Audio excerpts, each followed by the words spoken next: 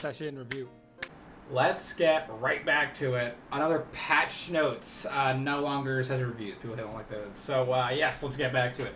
As it goes, Ares Lumina, long ago, 3 weeks ago, she invited all of the team to the Cathedral Palace where they were able to learn about all 10 multiverses in their universe and all of the different people that were there. Honestly, they can go back here if they would like. The Citadel Cathedral is the area where, a lot of knowledge and people combine to talk about the worlds. But that being said, they didn't talk to too many people. They didn't really use it that well. Inu Telgoto also wasn't here this session, so he didn't really say much. But they did meet Thalos, the god of wild men in their universe.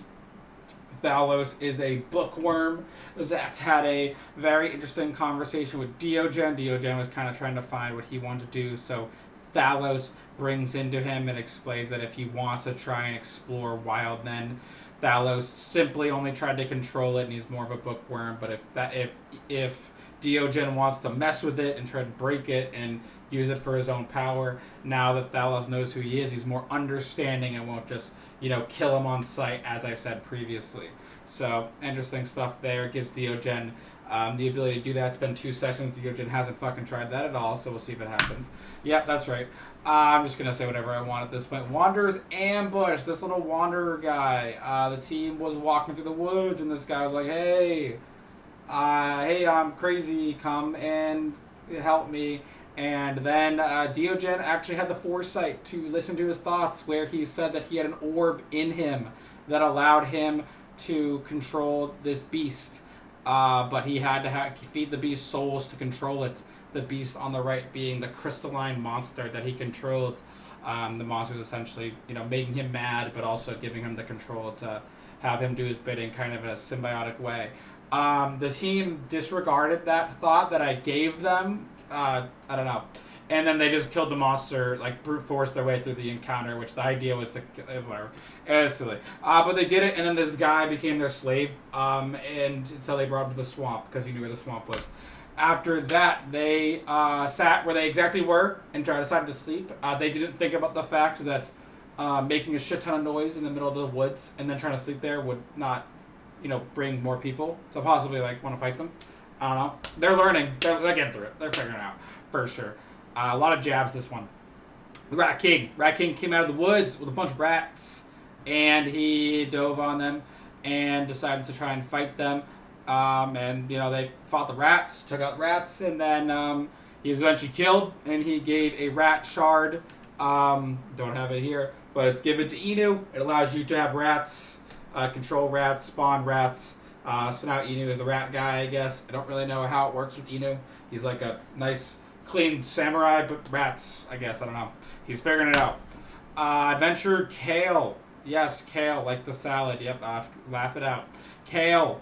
They found him in this camp, and he is a very intense adventurer. He's a brother of the Guardian of the Woods we talked about previously, and he is focused on using the strength he has gained in his way with the sword to try and kill more people that lie here in the woods. He's not as powerful as a team, but he still is motivated to get things done, and he's going to be adventuring with the team going forward because he let the Wanderer go on his own, not be a slave anymore, and he took the Wanderer's spot in the team dynamic.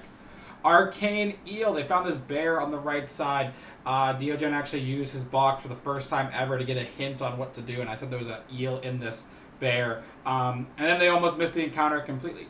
But eventually they figured out they could use Nen to take this Nen eel out of the bear.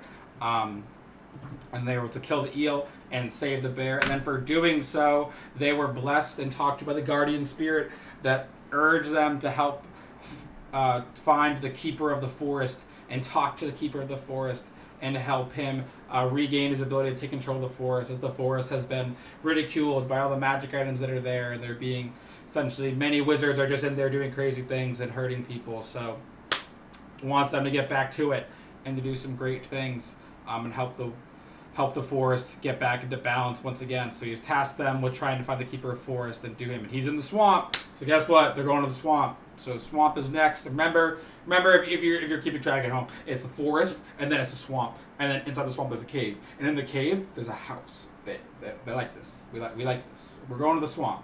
Swamp's gonna be a good amount of area. A lot more powerful people in the swamp than there were in the cave. Speaking of which, our first encounter we had in the swamp was the Mist Archer. No one ever asked him his name, so I'm not giving to. But the Mist Archer was a Nen-based archer. He had an ability using a magical amount of mist that he began to control, that he had in a vial in his satchel, to make a mist around his enemies, and then he was able to teleport through the mist as just movement. For all of his movement, he could teleport to any location in the mist he wanted to, assuming he had not taken any damage yet. Additionally, when he was in the mist, he was able to, essentially have perfect stealth. No one could see him. But he has pure sight of the people that are in his mist. And additionally, he was able to deal... he was also a rogue, a ranger with like a stealth mechanic. So coming out of stealth, he had an precise attack, so additional damage. He also was able to give people a poison if they were attacked by his mist arrows.